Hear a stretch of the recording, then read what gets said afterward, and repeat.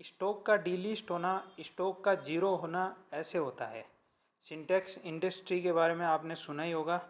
अभी जो स्टॉक है वो डीलिस्ट हो चुका है बीएसई और एनएससी से। अब आगे क्या हो सकता है क्या नहीं हो सकता उसकी हम जानकारी आपको देंगे। पहली बात तो ये है कि मैंने पहले भी आपको कहा था टिकट ऐप पे जाके सबसे पहले सर्च कर लीजिए जो भी स्टॉक है आपका। अब आप देख लीजिए इसमें हाई रिस्क आपको दिखाई रखा है।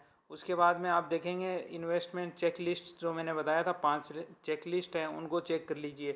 तो इनमें रेड रेड आपको दिख रहा है, इंट्रिंसिक वैल्यू का कुछ सफिशिएंट डाटा नहीं है। आरओई वर्सेस एफडी रेट्स भी कम है, डिविडेंड रिटर्न्स दे नहीं रही है। एंट्री पॉइंट अच्छा है क्योंकि 52 वीक से लो इसका बना हुआ था और रेड फ्लैग्स इसमें हैं तो आपको बाय करना ही नहीं था। उसके बाद में जो फाइनेंशियल ट्रेंड मैंने बताया था आपको पहले भी वीडियो में, तो आप चेक कर सकते हैं लो चल रहा था तो आपको बाय नहीं करना था। उसके बाद में आपको प्रोमोटर होल्डिंग्स वगैरह देखनी है। तो प्रोमोटर होल्डिंग आप देखिए 4.54% की प्रोमोटर होल्डिंग है, कम से कम 33%, और फिर उससे ज़्यादा होनी चाहिए 50% से ऊपर। तो कम से कम 33% तो हो और 50% से ऊपर हो तो अच्छी बात है। रिटेल्स यहाँ पे पूरा 95.18% लेके बैठे हैं। तो ये चीज़ें हैं, इसमें आपको बाय नहीं करना था।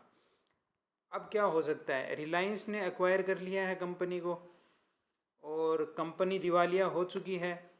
तो अब हो सकता ये है कि जो आपकी एनसीएलटी है या फिर सेबी है, ये डिस्कस करके हो सकता है कि वापस से लिस्ट कर दें स्टॉक को।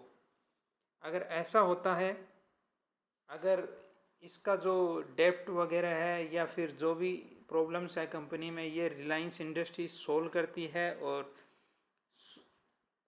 इन चीज़ों को पॉजिटिव लेती है, तो फिर हो सकता है कि रिटेल इन्वेस्टर्स का पैसा नहीं फंसेगा। लेकिन चांसेस बहुत कम है। अगर ऐसा नहीं होता है तो फिर स्टॉक का जीरो तो हो चुका है, पर चांसेस ये हैं कि अगर ये चीज़ हो जाती है, एनसीएलटी इसको रिटेल इन्वेस्टर के पक्ष में दे देती है, तो फिर हो सकता है आपको बेनिफिट हो जाए, आपका शेयर वापस से लिस्ट हो जाए। अगर शेयर लिस्ट होता है तो एक बार के लिए डाउन ज़रूर जाएगा, लेकिन लॉन्ग टर्म में फिर भी हो सकता है कि ऊपर आ जाए स्टॉक, क्योंकि रिलायंस इंडस्ट्रीज़ के साथ ये जुड़ चुका होगा। और दूसरी बात, अगर लिस्ट वापस से होता है तो फिर ज़रूर ऊपर जाएगा, गारंटेड है, क्योंकि रिलायंस इंडस्ट्रीज़ के साथ नाम जुड़ने के बाद में तो जाएगा ही ऊपर। तो और कुछ नहीं कर सकते हैं, वेट एंड वॉच कीजिए और जब रिज़ल्ट आएगा तब देखेंगे क्या होता है। और इसलिए कहता हूँ ये पेनी स्टॉक्स वगैरह में अगर एंट्री लेते हो तो 3 दिन के अंदर एग्जिट ले लो। अगर अपर सर्किट लगा हुआ है तो उसमें घुसने की ज़रूरत नहीं है, पहली बात तो।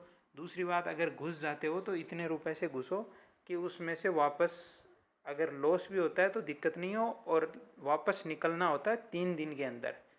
चौथे दिन आप 3 दिन का वेट होता है, चौथे दिन आप उससे निकल जाओ, क्योंकि फिर अगर उसमें लोअर सर्किट लगना स्टार्ट हो गया तो बेच नहीं पाओगे, लॉस में जाते जाओगे। और इन जो छोटी कंपनी हैं जिनके पेनी स्टॉक्स हैं 1-2 रुपए के, 4 रुपए के, तो उनमें ये दिक्कत रहती है कि वो कभी भी दिवालियापन घोषित हो सकता है और फिर यही चीज़ होगा कि आपके पैसे डूब सकते हैं, जैसे अभी सिंटेक्स को देख के आपको प्रॉब्लम हो रही होगी। तो थैंक यू सो मच। अगर आपने यहाँ तक वीडियो देखा है तो सब्सक्राइब ज़रूर कर लें, और आगे किसी चीज़ पे वीडियो आपको चाहिए तो वो हम ज़रूर देंगे। और इमामी लिमिटेड को थोड़ा सा ध्यान में रखिएगा, कुछ हुआ है उस कंपनी में भी। और थैंक यू सो मच। और बस थैंक यू। लाल वाला बटन ये सब्सक्राइब का नीचे है, ये दबा दो प्लीज़।